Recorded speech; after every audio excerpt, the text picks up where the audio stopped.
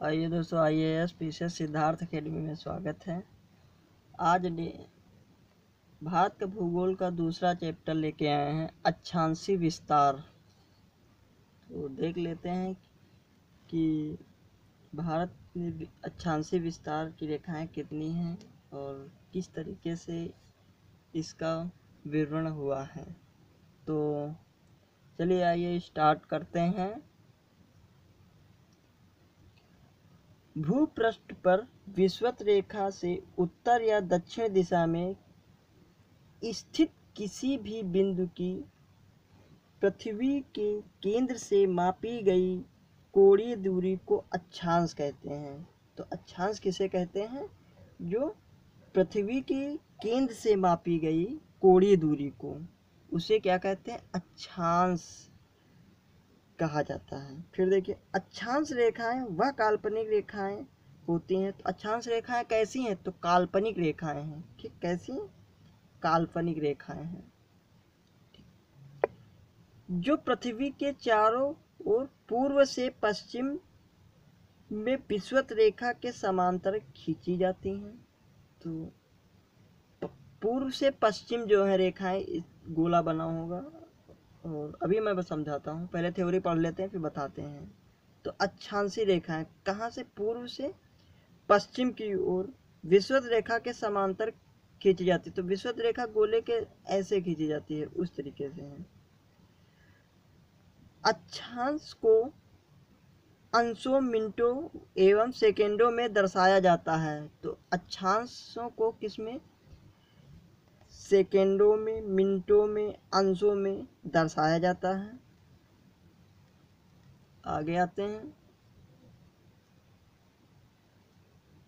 पृथ्वी को दो बराबर भागों में बांटने वाले 0 डिग्री अक्षांश को भूमध्य रेखा कहा जाता है। तो इसे भूमध्य 0 डिग्री को नाम है भूमध्य रेखा भी कहते हैं। तो जो पृथ्वी को दो भागों में बांटती है, अक्षांश को भूमध्य रेखा कहा जाता है। ठीक, अगला आगे देखते हैं। विषुवत वृत्त के उत्तरी भाग को उत्तरी गोलार्ध और दक्षिणी भाग को दक्षिणी गोलार्ध कहते हैं। तो नीचे वाला भाग को दक्षिणी गोलार्ध कहते हैं और ऊपर वाले भाग को, जो विषुवत रेखा के ऊपर का भाग होता है, उसे क्या कहते हैं? उत्तरी गोलार्ध कहते हैं। अब देखिए, अब ये आपका चित्र बना हुआ है। ठीक, तो इस चित्र में समझने की कोशिश कीजिए। तो मैंने जो बताया है कि पूर्व से पश्चिम, तो देखो ये जो है आपकी विषुवत रेखा है, जिसे भूमध्य रेखा भी कहते हैं, 0 डिग्री भी कहते हैं। ठीक, तो ये देखो दक्षिण है तो दक्षिणी अक्षांश हो गया, और ये देखो उत्तर की तरफ तो उत्तरी अक्षांश हो गया। ये उत्तरी गोलार्ध में कोणीय रेखा। ठीक, ये इधर देखो दक्षिणी गोलार्ध में कोणीय रेखा। ठीक, तो ये चीज़ समझने की आवश्यकता है यहाँ पे। फिर आगे आइए क्वेश्चन। भूमध्य रेखा के उत्तर में स्थित अक्षांश रेखाओं को उत्तरी अक्षांश रेखाएं तथा भूमध्य रेखा के दक्षिण में स्थित अक्षांश रेखाओं को दक्षिणी अक्षांश रेखाएं कहते हैं। तो वही बात है, जो दक्षिण में स्थित है उसे दक्षिणी अक्षांश रेखाएं कहते हैं, जो उत्तर की तरफ, ऊपर की तरफ है, उसे उत्तरी अक्षांश रेखाएं कहते हैं। आगे आते हैं।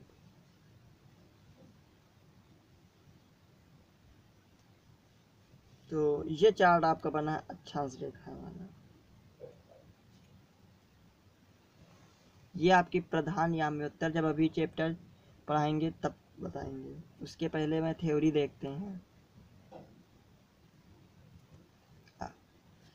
यदि अक्षांश रेखाओं को 1 डिग्री के अंतराल पर खींचा जाए तो उत्तरी गोलार्ध में 89 अक्षांश रेखाएं तथा दक्षिणी गोलार्ध में 89 अक्षांश रेखाएं होंगी।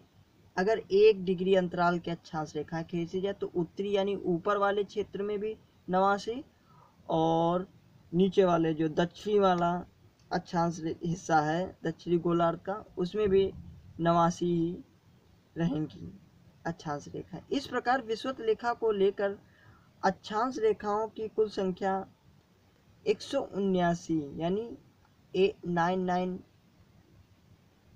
18 हो गए, 1 तो 19 हो गए, 8 8 16 प्लस 1 तो 179 होगी। तो कितनी होगी 179, कहीं कहीं 180 भी लिखा जाता। अब देखो किन्हीं दो समांतर अक्षांश रेखाओं के मध्य की दूरी कितनी होती, 111 किलोमीटर होती है। ये बहुत ज़्यादा इम्पोर्टेंट है। आगे देखते हैं। भूपृष्ठ भूपृष्ठ पर उत्तरी ध्रुव एवं दक्षिणी ध्रुव को मिलाने वाली काल्पनिक रेखा जो पृथ्वी को दो बराबर भागों में बांटती है को प्रधान यामोत्तर रेखा कहते हैं। तो उत्तरी ध्रुव और दक्षिणी ध्रुव को मिलाने वाली काल्पनिक रेखा को पृथ्वी को दो बराबर भागों में बांटती है को प्रधान यामोत्तर रेखा कहते हैं, जिसे ग्रीनविच मीन टाइम कहते हैं। अब जीएमटी है ये देखो यामोत्तर रेखा। तो देखो उत्तरी ध्रुव और दक्षिणी ध्रुव को जो मिलाने वाली बीच की रेखा उसे क्या कहते हैं, उसे कहते हैं प्रधान यामोत्तर रेखा। तो ये है मोटी वाली है प्रधान यामोत्तर रेखा है। ठीक, ये आपकी जो है उसे देशांतर रेखाएं कहते हैं, ये जो बगल से गुजरी हुई हैं। तो ये समझने की कोशिश कीजिए कि क्या है, कौन सी है इसमें यामोत्तर प्रधान यामोत्तर रेखा। तो ये बीच वाली है। ठीक, अब आ गया ये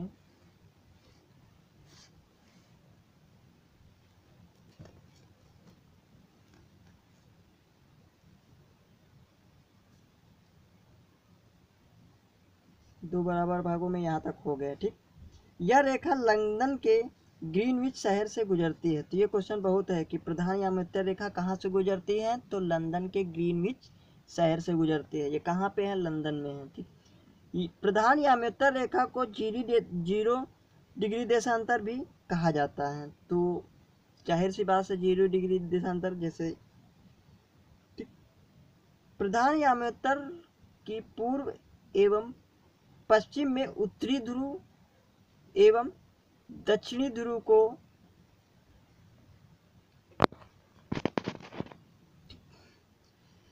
तो मिलाने वाली रेखाओं को देशांतर रेखाएं कहते हैं। तो उत्तरी और दक्षिणी ध्रुव को मिलाने वाली रेखाओं को क्या कहते हैं, देशांतर रेखाएं कहते हैं। अब फिर से मैं बताता हूँ देशांतर रेखाएं कौन सी हैं। तो इस वाले गोले में समझिए कि देशांतर रेखा की ये पूरी पृथ्वी आपकी जो गोल है।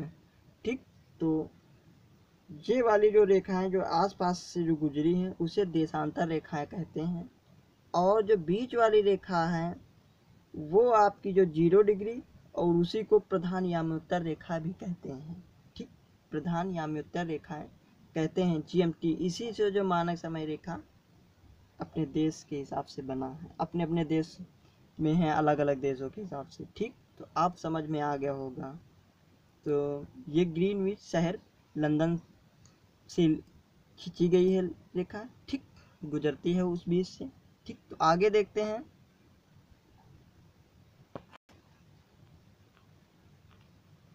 तो देशांतर रेखाएं समांतर नहीं होती, तो ये बात सही है। देखो जब उत्तरी और दक्षिणी ध्रुव में जब जब खींची जा रही हैं, उत्तरी ध्रुव से दक्षिणी ध्रुव या दक्षिणी ध्रुव से उत्तरी ध्रुव, तो रेखाएं देखो पहले बड़ी हुई हैं बीच में, लेकिन जैसे जैसे आप परिधि की तरफ आ रहे हैं गोले के, तो जो है वो छोटी होती चली जाए। तो समांतर नहीं है कि बराबर रेखाएं हैं। तो आगे ध्रुवों को ध्रुवों से विषुवत रेखा की ओर बढ़ने पर देशांतर रेखाओं के मध्य की दूरी बढ़ती है। तो जाहिर सी बात है कि जो बीच वाली जो रेखा है, जब आप विषुवत रेखा की तरफ बढ़ेंगे तो देशांतर रेखाओं की मध्य की दूरी भी बढ़ेगी। ठीक, गोले में बता चुके हैं बार बार, इस टाइप का है।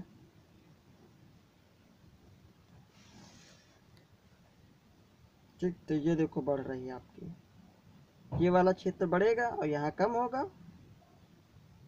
ये चीज है इसमें कहने का।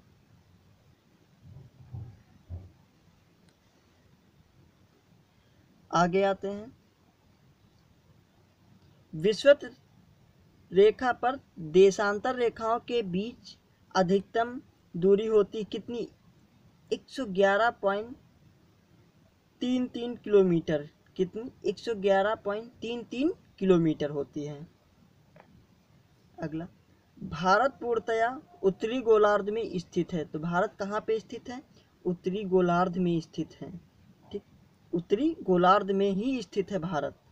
संपूर्ण भारत का अक्षांशीय विस्तार 6 डिग्री 45 मिनट उत्तरी अक्षांश से 37 डिग्री 6 मिनट उत्तरी अक्षांश के मध्य स्थित है। तो संपूर्ण भारत का जो अक्षांशीय विस्तार स्थित है, इस तरीके का क्वेश्चन आ गया तो कितना होगा? 6 डिग्री 45 उत्तरी अक्षांश से 37 डिग्री 6 मिनट उत्तरी अक्षांश के मध्य स्थित है। यही क्वेश्चन सही है।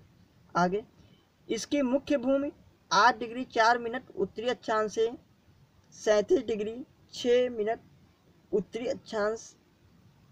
ठीक, तो 8 डिग्री से उत्तरी अक्षांश 8 डिग्री 4 मिनट उत्तरी अक्षांश और 37 डिग्री 6 मिनट उत्तरी अक्षांश एवं। अब देशांतर देख लो कितना क्या है? 68 डिग्री 7 पूर्वी देशांतर और 97 डिग्री 25 मिनट पूर्वी देशांतर के मध्य स्थित है। मतलब कि ये पूरब और पश्चिम वाले की बात हो रही है, यानी गुजरात से लेकर के, ये देखिए गुजरात इधर है और ये आपका क्या है?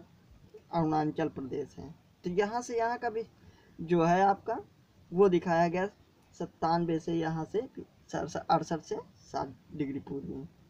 ठीक, तो वो चीज़ है यहाँ पे। आगे आइए, उष्ण कटिबंध क्षेत्र का विस्तार 23 डिग्री 30 उत्तरी एवं दक्षिणी अक्षांशों के मध्य स्थित है। ये बहुत ज़्यादा इंपॉर्टेंट है कि भारत का जो उष्ण कटिबंध क्षेत्र का विस्तार कितना है? 23.5 डिग्री भी कह सकते हो, लेकिन 23 डिग्री 30 मिनट उत्तरी एवं दक्षिणी अक्षांशों के मध्य स्थित है। बस और कुछ नहीं याद करना, मध्य में ही है। ये क्वेश्चन बहुत बार आ चुका है कि भारत का उष्ण कटिबंधीय क्षेत्र का विस्तार कितना है? तो 23 डिग्री 48 मिनट, कहीं 50 मिनट, कहीं 100 मिनट। तो गलत है, 23 डिग्री 30 मिनट उत्तरी एवं दक्षिणी अक्षांशों के मध्य स्थित। यही क्वेश्चन सही है। आगे आइए, भारत का विस्तार उष्ण एवं उपोष्ण दोनों कटिबंधों में है। ठीक, जैसे मैंने कल क्वेश्चन आया था एक कि निम्न में से इसमें कौन सा सही है कौन सा गलत है, तो उसमें आया था कि भारत का संपूर्ण जो विस्तार है वो जो उष्ण है, तो उष्ण थोड़ी नहीं है, उष्ण एवं उपोष्ण दोनों कटिबंधों में है के मध्य है। तो भाई ठंडी भी होती गर्मी भी होती, तो दोनों है ना, तो इसलिए वो क्वेश्चन गलत हो गया था। ठीक, निम्न फिर आगे है कि निम्न अक्षांश 0 डिग्री से उच्च अक्षांश 90 डिग्री की ओर जाने पर दिन और रात की अवधि में अंतर होता है। तो सही बात, भूमध्य रेखा से आप अगर पूर्व की तरफ जाते हैं तो 1 दिन की बढ़ोतरी होती है, अगर पश्चिम की तरफ जाते हैं तो 1 दिन की बढ़ोतरी होती है। वही चीज़ बताते हैं। उत्तरी गोलार्ध में अक्षांश का प्रभाव दक्षिण से उत्तर की ओर दिन और रात की अवधि पर पड़ता है। तो जब उत्तरी गोलार्ध में अक्षांश का प्रभाव दक्षिण से उत्तर की ओर जाएंगे तब भी देखो पड़ेगा।